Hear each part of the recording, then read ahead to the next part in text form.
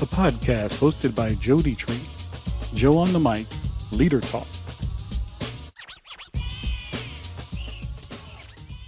All right, guys, we are here today on our next episode with Kathleen Seals. Can I call you Kathy? Is that okay? I'm Kathleen. You're Kathleen. Nobody so I'll calls call me you. Kathy. Nobody Yeah. calls you Kathy? What in the world? No. So I will stick with Kathleen throughout the episode. That's me.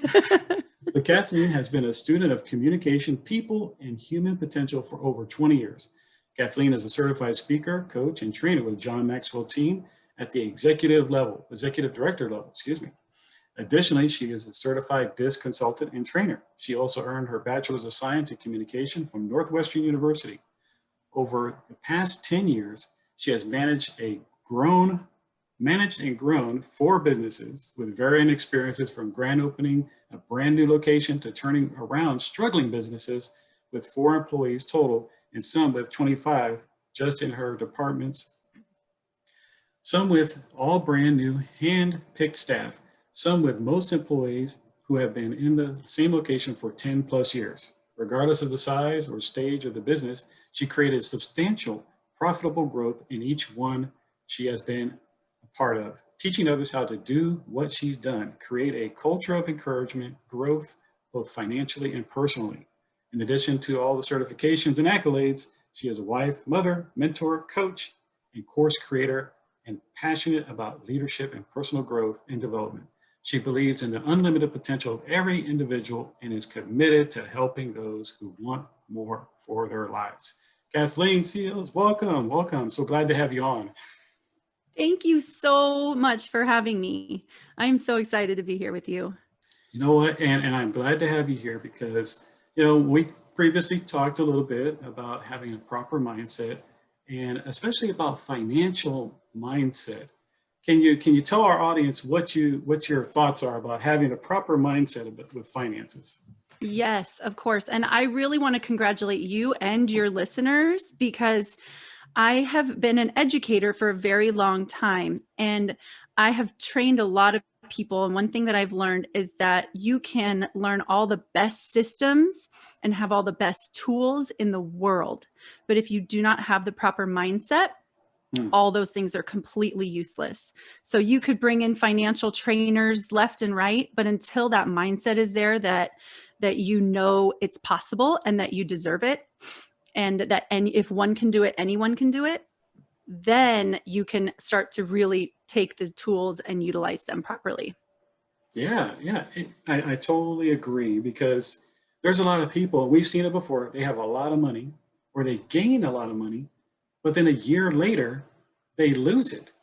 And it's like, what just happened? Yeah, we see football players, stars that come from, not to say meager means, but they come from not an abundant life and they come into riches and it goes through their hand like sand. Totally. And it's, like you said, the proper mindset. Yeah. And it's not just mindset about acquisition, because that's one piece. Some people don't believe that they deserve to receive money, but it's also being a proper steward of the money that we do receive and what do we do with it. And so that's what we're going to touch on today.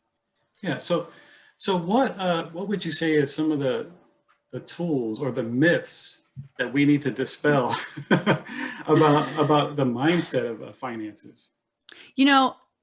It's funny because one of the things that really influenced my mindset on money, a couple of my mentors taught this piece, and it's called The Spirit of Opulence. It's by Thomas Troward.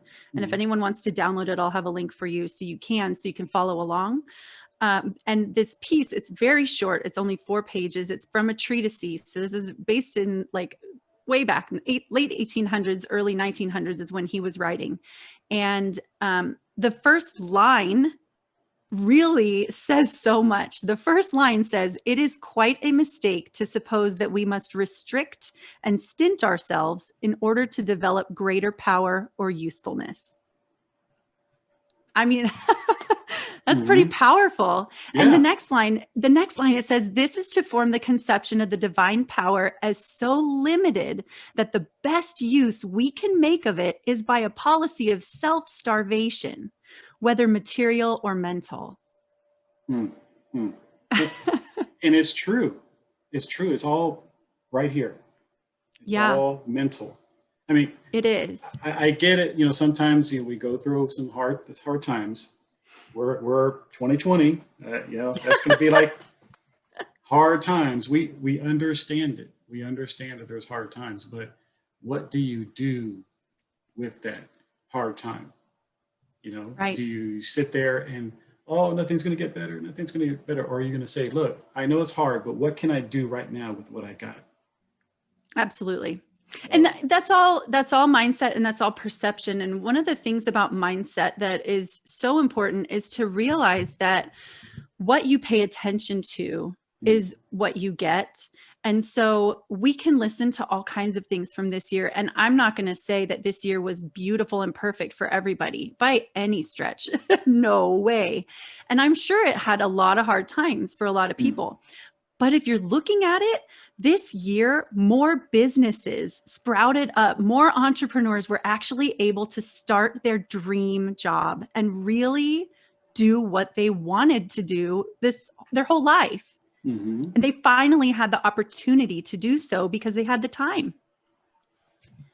And so, I mean, it's the way you see things, Yeah, right? exactly. Yeah. The way you look at things, if you change the way you look at things, the things you look at change. And that's really this huge part of the money mindset is, Mm-hmm. you know, you could see lack and limitation, or you could see wealth and abundance. And Yes. they're both everywhere. Mm-hmm. So Yeah. it's, what are you paying attention to? Yeah. And there was a line in that it struck me as I was going through that spirit of opulence. It says, but you say, I am short of money. I hardly know how to pay for necessities. What have I had to give? And there's a lot of people that are saying that right now. And that's why I mentioned before, it's like, we're paying attention to what we don't have. Yeah. But what do you have? Like you were saying, to the stewardship part. What do you have right now that you can manage and make Exactly. grow, you know? Exactly. And he goes on to say there, he says, the answer is that we must always start from the point where we are. Doesn't that sound so obvious? Of course, we have to start where you are. You can't start somewhere else, but it's true. And we need to remember that we need to start at the point of where we are. And if your wealth at the present moment is not abundant on the material plane, so you may not have a lot of money, you may not even have a lot of things. He says you need not trouble to start on that plane. Then start somewhere else. If you have time to give and that's all you have, then give of your time. So I do want to jump back just a step, because that line is so perfect, but it's set up by one of the most important things. And I think this is one that really struck me about just how the framing of our thoughts around money needs to be. And I will say this writing here, if you could spend years studying this writing alone and always see something new. So it's fun for me to get prepared for things like this. And like, oh, I saw this and I didn't see it last time. But he says, where we are drawing from the infinite, we need never be afraid of taking more than our fair share. But then also we need to understand that we are not a reservoir. Right? That's one of the things John Maxwell says, be a river, not a reservoir. And it comes from this. He says, now the spirit is life. And throughout the universe, life ultimately consists in circulation, whether within the physical body of the individual or on the scale of the entire solar system. And circulation means a continual flowing around, and the spirit of opulence is no exception to this universal law of all life. So, I mean, let that sink in for a second. Really, what he's saying is money is not to be sitting in a vault. Neither is your time, neither is your energy. Everything is constantly flowing. And when you come from a place of giving and of what can I offer, things come to you, because whether you want to call it God, the Spirit, the Holy Spirit, if you want to call it the universe, it doesn't matter what. When whatever the divine power is sees that there is a source a source of giving, a source that is constantly putting things out to others, it's going to refill that cup, because the universe is constantly circulating. It's not going to leave that pool empty. So if you have time, if you have money, if you have resources and you're hoarding them, or if you have knowledge and you're hoarding it, there's not going to be a lot more coming to you. You have to create a vacuum for it And to I know replenish. that it even says it in the Bible. It is more blessed to give than to receive. God, and like I said, God gives abundantly. It's just we have to understand that when He gives it, don't just hold on to it. Like some people say that, like in Israel, there's the Dead Sea.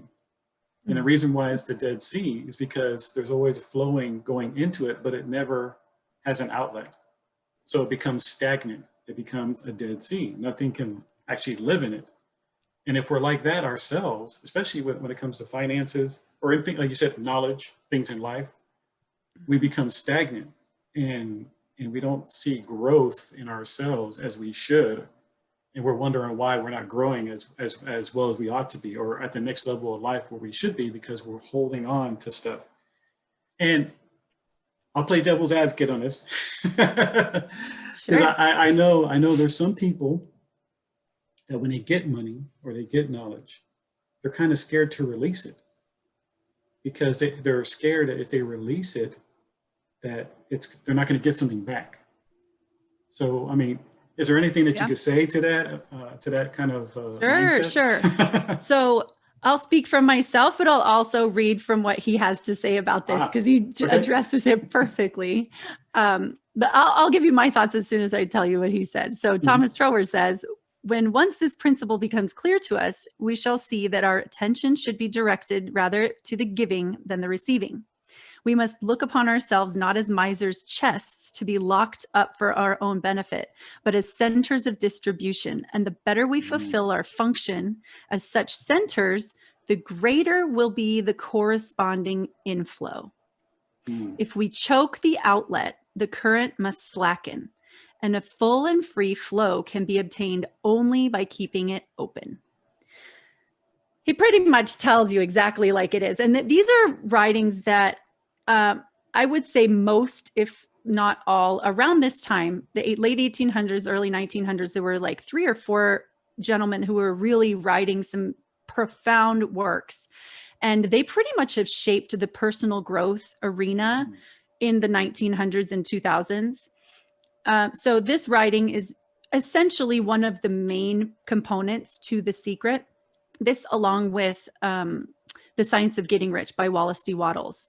Those 2 books alone are super influential. If you really read them, you'll see, wow, this is kind of exactly what The Secret is saying. It's just more modern. So basically she took it and rewrote it. But it's so easy for us to feel that way. And what I would say to those people is you're feeling regular human feelings. It is normal to feel that. It is okay to feel that. Give yourself grace. Try to understand the logical side behind it. When you think of something like a river or a hose that's crimped, nothing more can come into that hose until it bursts. And you don't want your life to burst. You don't want it to bust open like that. No. We want it to burst open in a good way. So, but again, do not beat yourself up over it. It's okay. Understand that that's where you are in your understanding, but understand that you are now being brought into the awareness of this for a reason. If you're hearing this right now, there's a reason you're hearing it. And it's meant to be influential in your life and to start to change things. I remember I heard another one of my mentors, Joe Vitale, he said, give before you can. And that's easy for you to say, right? But he comes from a place of, he was homeless on the Houston courthouse steps. And he realized he needed to just start giving before he could. And he did. He started giving to others, writing, producing things. And it's one of those things I think really hard in this society right now, because we're in a very consumptive society where we are trained to consume, whether it's TV, podcasts, social media, whatever. But you'll see that the most powerful people out there are the producers. They're the ones who are giving the information, sharing the knowledge, sharing the wealth, sharing anything, really. Because I know that I've seen it as well, that when people give, even if it's volunteering their time, giving of their finances, there's sort of like a release. There's a like it's almost like a good bursting of a good feeling, a good positive aspect, because I know our Creator, He's giving, and when we emulate His attributes, His character, it brings a blessing upon our lives as well, because that's the way He is. He gives us life, He gives us breath, He gives us thoughts, He gives us the sunsets, He gives us the oceans, He gives us a whole plethora of things in our life. He gives us emotions where we can love one another, have joy, have peace, help one another, the ability to do so, whether it be great or small. So when we do that, we're actually emulating Him. And Exactly. it pleases Him, and it makes Him happy when we get into that mindset of giving.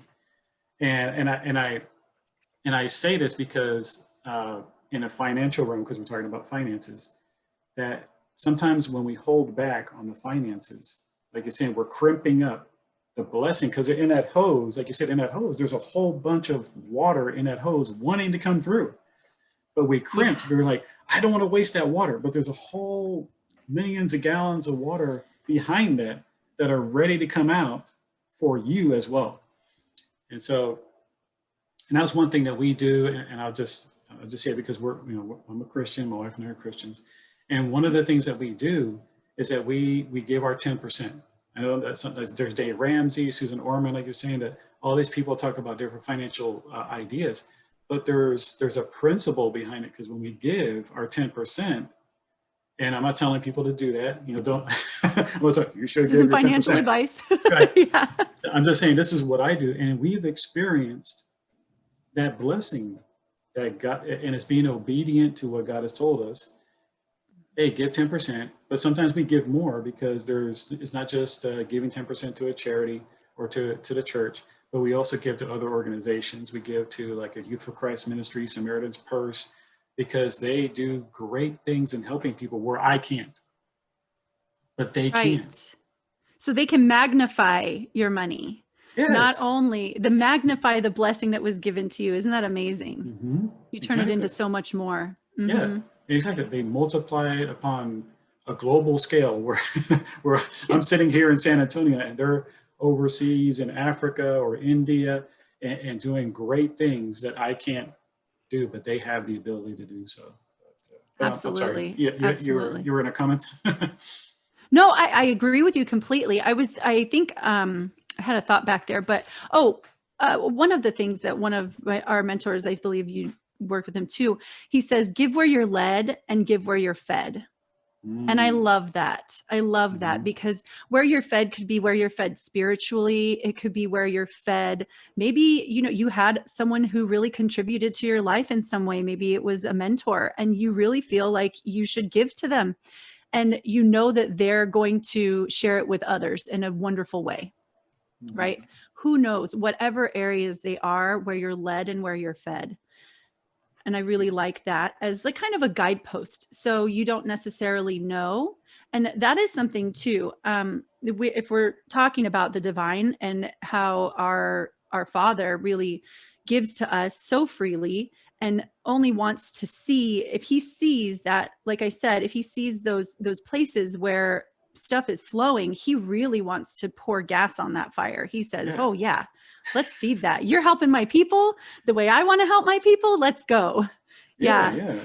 And the attraction it happens after that. It just happens because that's what he wants to see us do, is give what he has given us, because it was never really ours to begin with.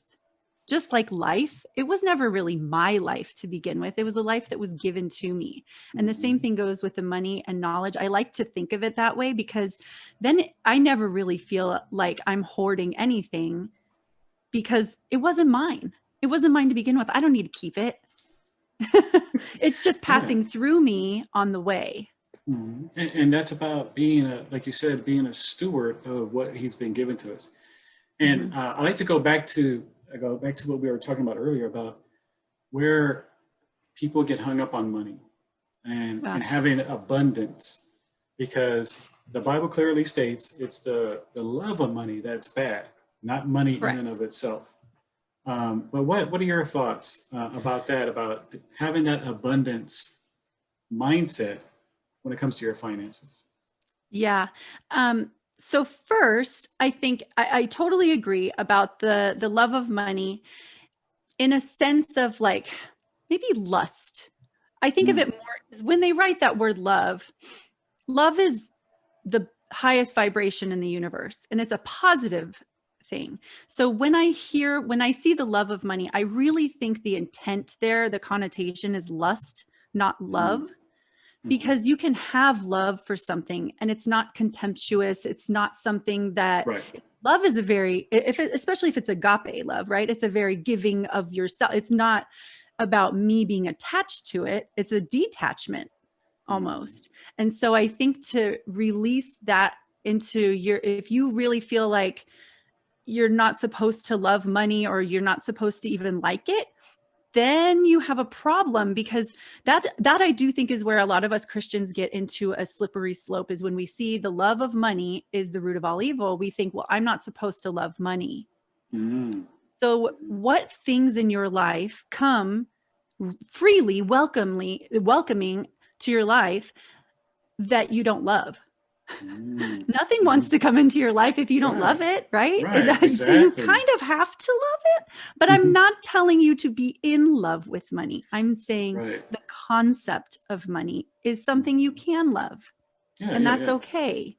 And I do think that is somewhere that as Christians, really, we hide behind this veil of, well, I can't love money and I need to be, in my sandals in the desert like Jesus. And at the time it was great for him, but I just don't think that that's the kind of guy he would be now. I think he'd be on YouTube and he would be, influencing people where they are. And that's what we need to do, is realize that it's okay to contemporize things and turn it into something that's relative to today's time. And that it's not necessarily a bad thing to have money. In fact, if God created it for us, we should be the ones who are earning the most money, because who could do better with money than someone with a true heart? Who? You don't want people with tainted hearts having tons of money, because you don't know what they're going to do with it. But the truth is, it won't last long where honesty and virtue are not present. So you'll see that actually this is very interesting. If you look at societies, if you look at economies that have crumbled, typically the economy crumbles before the society does. And the reason why is corruption does not withstand money. Money does not stay during corrupt times. It can't, because money is attracted to welcoming positive energy. So it may be there for a brief time, and that's always frustrating when you're on the other side seeing things that are bad. And you see that with scammers and things like that. Of course, they're making a bunch of money, but really, does it stay? Does it stay for very long? No. No. Yeah, and it gets taken away from them because they get caught. Exactly. So dishonesty, things like that. So that having positive intent and having a positive outlook on what you can do with your money, because I will ask everyone in this audience, if you had millions of dollars, what good could you do with it? And wouldn't you do it instantly? It would be no question, right? So good people do good things with money. It's just a tool. And I know we were talking about that before. Tools are tools. They can be used for good or bad. I know my 2-year-old son uses things that I never thought he could use for bad, but he's just experimenting, right? But tools can be used for anything. You never thought like a curling iron could be a baseball bat, but sure. Well, right. But it is very true. And you know what? You made a very good point about how societies they fall monetarily before they fall as a whole, Mm-hmm. because the spirit behind what they're doing with the money is Yeah, evident before anything else collapses. It's just a foreshadowing of what's going on within the hearts of that nation. So exactly. if they're and like I said, it's a tool. If if we use money in a bad way, just like using a hammer in a bad way, we're going to get a bad result. You know. And when you were talking about that, the imagery of a field with a farmer came to mind. And the field is what you plant into. So this, and the seeds is the money. So if you take a seed, almost like what Jesus talked about, the parable of the farmer throwing the seeds, some falls on the hard side, in the weeds, and on a good ground. If we sow our money in the wrong area, it's going to fall on hard ground and get, well, it won't grow, or it might grow very quickly, and boom, poof, is gone. And we sow it into weeds, or and the weeds can be like shady deals or whatever the case may be, and then it get plucked up. But when we understand that God, I can sow my money into right places, it can bear great fruit, to 100-fold of fruit. That's bountiful for not just you, but for, like you said, helping other people. And it gives me so much joy when and I'm not trying to puff myself up or anything else. I'm just saying it does give me joy when I take the money that I've earned and I say, well, what organization can I help this month? Or what have you put on my heart to sow into this organization that can help teens, underprivileged teens, or at-risk teens, or these people over here that just went through a tsunami, to send help so they can get bottled water or temporary shelter, so they have a place, showing that we love them, even though from far away, we still love them enough to where we can give our finances to help them.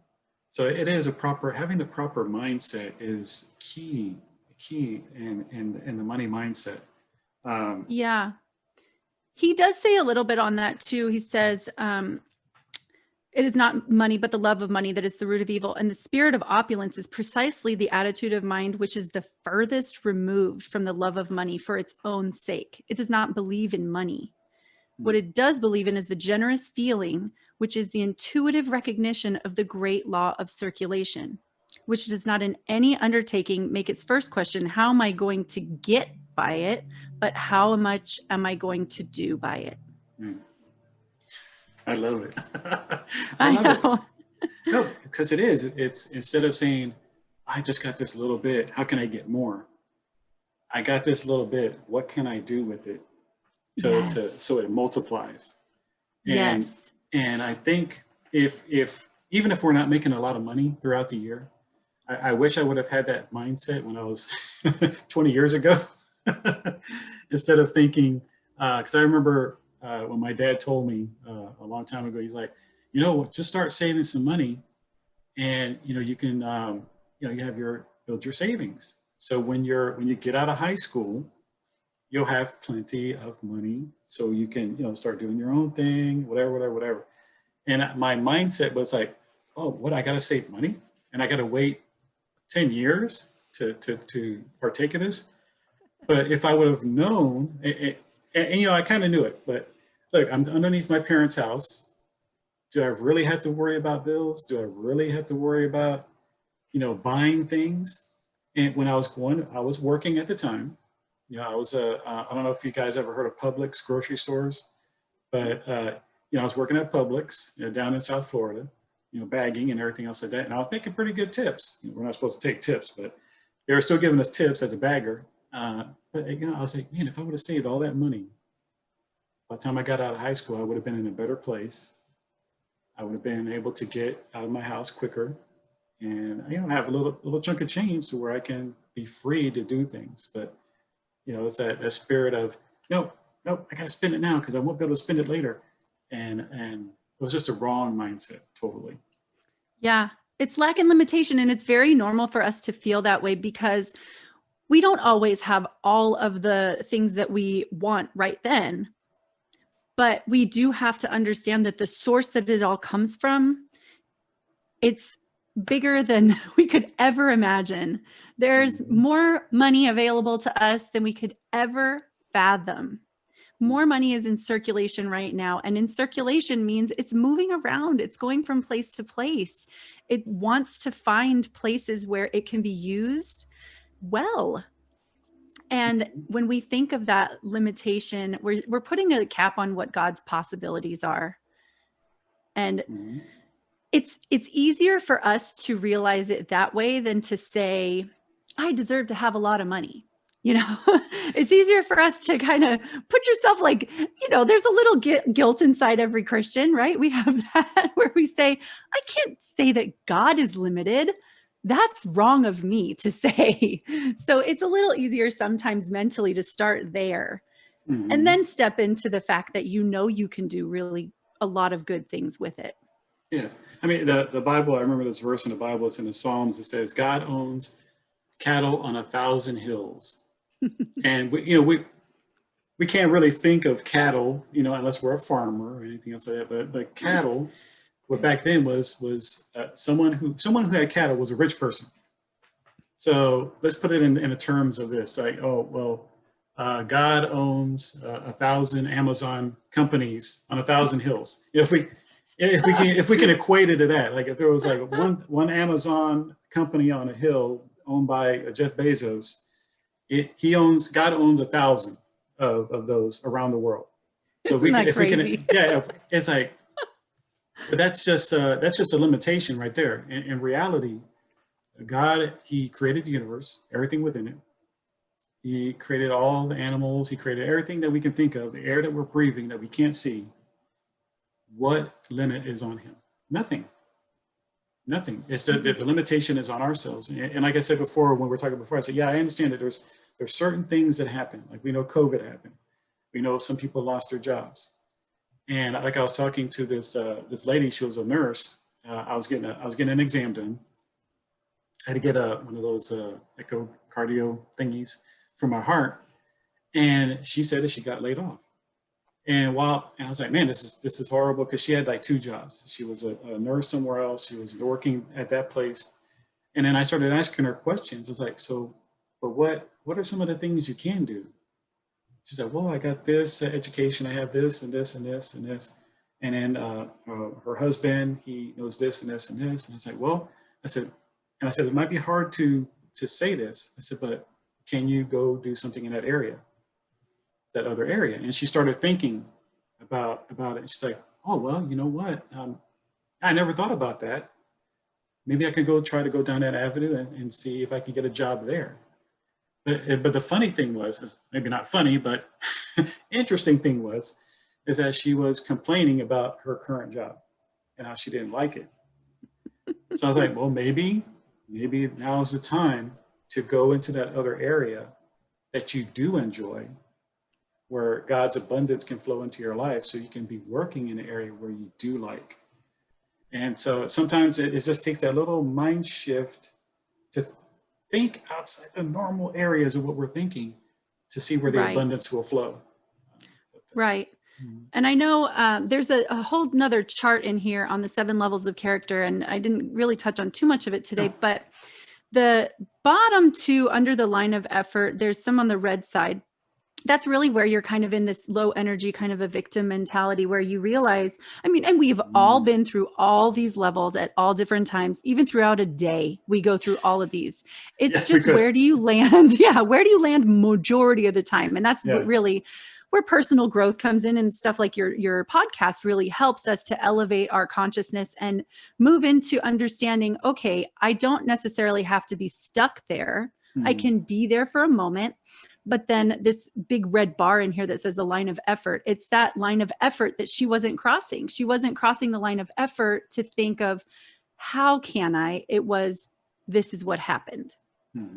And it takes that initiative, and maybe sometimes a coach, someone outside, to see that and offer that to you. But it also takes the individual's effort as well to move up. Can you give us a brief, if you can, a Yeah. synopsis of the 7 levels of character? Yeah, I'd Spiritual love level to. too? Yeah. Mhm. Yeah, yeah, absolutely. And this is from the spiritual view. So at the very bottom, we talk about the level is called the runaway, and it's the person who feels like God has it out for me. God hates me. I'm a hopeless disgrace. I'm no good, right? I'm the wretch. I don't even know what to do. I just run away from life. It's usually, goes along with depression and things like that. And we have this guilt, and it's like anger guilt. It's a little hurtful. It's hateful, and it's very low vibrational energy. So then we move up to the second level, which is the quitter. And we've all been there. I know you move Yeah, I've up been from, there, yeah. yeah, right. You start and you stop, and you start and you stop, and you think, oh God, Right. what's Yeah. it all for? Yeah. Yeah. God doesn't care about me. He cares about these other people more. Yeah. That's our view on God, right? That's how we see him. Yep. And Yeah. we feel Bad mindset. helpless. We feel like, yeah, yeah, Mhm. yeah. We feel like, I don't know what to do anymore. And so you kind of feel like giving up a lot. And then this big red bar on the chart is the line of effort. And once you cross over the line of effort, you're not really in the clear completely, but you are definitely moving in a positive direction. The low vibrational energy, it feels like what it feels like to be around an Eeyore. So, right? Woe is me. Oh, Nobody likes me. an old gray donkey, right? And Yeah. it's not easy to be around for others. And it does drag people down. It's very much the crabs in the bucket. Um, Yeah. yeah. And so they don't like to see other people succeed because they don't feel successful. So then we Right. move up a little bit, and we're still not quite where we want to be, but we're definitely in a more like frenetic energy. And I know as a stay-at-home mom, I get there very often because it's just like, I'm just trying to make it through the day some days. Yeah. Yeah. I can Right? imagine a lot of people might have been there during 2020. I'm sure. Yeah, that's an easy spot to be in, that frenetic energy where you're just trying to figure out how things get done. So we have 2 levels in there. We have the third level of character, which is the worker, and they're doing stuff, but they just don't feel like they're ever enough. And they feel like when they get things that it's not going to stay, and that God isn't necessarily happy with, or he's not mad at me, but he's maybe disappointed. And we all hate that feeling, right? Yeah. Yeah. You Yeah. can't measure up. And then, no. And then the next level up, which is almost to the line of courage, is a superiorist. And this person feels like they're better than other people. Why is that person getting it and I'm not? I don't understand. I put all this energy into it. I worked really hard. I just don't see why. I know I'm better than that person over there. It's a lot of the comparison game. Very much like the parable about the tax collector, right? Where they're sitting at the altar and the tax Oh, yeah. collector just says, make me better than me. I feel like a bad person. And they say, well, just make me better than the tax collector over there. Wow. That would Yeah. be the person that's the superiorist, right? But Yeah. again, we've all been there at some point. And then we step up over the line of courage. And over the line of courage, we have more vision than we do perception. Under the line of courage, the first 4 levels of character, we're very just perceiving what the world is, and we just think that we know what it means. We're trying to put the meaning on everything that's happening in the world instead of seeing a bigger vision and seeing that, oh, there's possibilities instead of what's happening. You're not just receiving, but you're producing now. You're starting to see, oh, I can actually change things. What happens isn't just what it is. What happens is because something made it happen. There's potential for change when you're above the line of courage, a lot more. So then you become like the planner. And there's a lot of thinking and planning, and it's very organizational. But you believe that God is wise. You know that there's potential, and you have some problem solving skills. You're good at that. Then we go above the line of faith, and these are the 2 that we want to really be in at the most amount of time. So then we have the next level is level 6, which is the lover. And the lover, just pretty much love across the board. You believe that God is loving, you love other people. Love is your predominant emotion. Love is your tendency. You love others. And you're not really attached to outcomes as much as you were before. And then the top, this is really what we all strive for, is the joyful soul. Being that joyful soul, you have unconditional love for others. You believe that you are one with God. You have awareness of your oneness with God. You know that you are made perfect. You know that everyone around you is made perfect. You're accepting, you're more forgiving, and having that level of forgiveness in your heart really allows you to succeed in ways that you never were able to at these other levels. So that's a brief overview. I mean, there's so much more to go into on it, but it's a really cool tool to see. Yeah, we do all kind of pop through these at different times. Wow, you just brought me through a journey. Wow. No, that was amazing. The journey of life. Yes. Because I can see it, like every stage of that happening in 2020.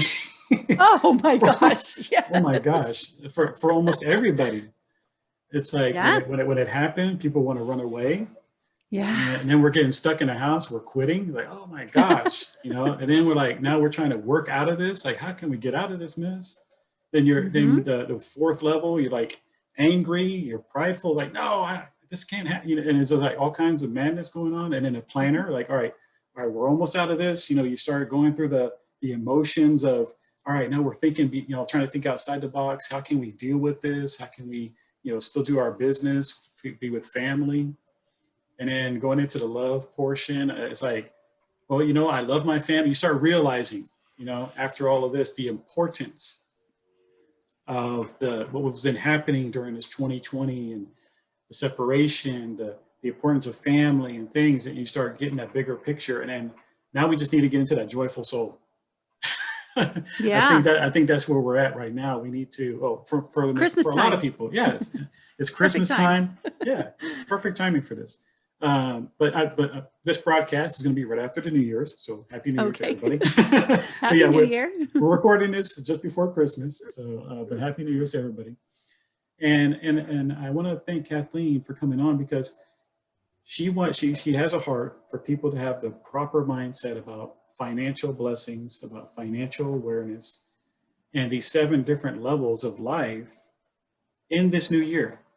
So, and that's what it's all about. Get your proper mindset for 2021. Goodness gracious, we do need a proper mindset after 2020. Yeah. We sure do.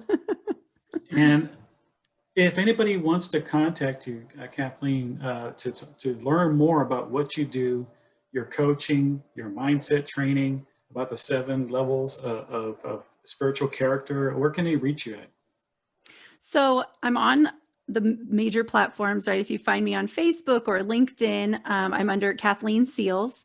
If you go on Instagram, I'm at purelight_KS. And my website is lifelessonswithkathleen.com. And I will have a link to this for you to be able to download the text so you can see what we were talking about, like I said. And I'll be doing a masterclass at the beginning of the year. So when this is aired, we should have a masterclass coming up soon that you can register for, so that you can get a little more in-depth understanding of this. And if you want to see some more too, I talk about mindset in lots of areas, not just wealth, but relationships, communication, things like that. But it all comes from the same place of mindset. Oh, that is so awesome. And guys, you got to check her out.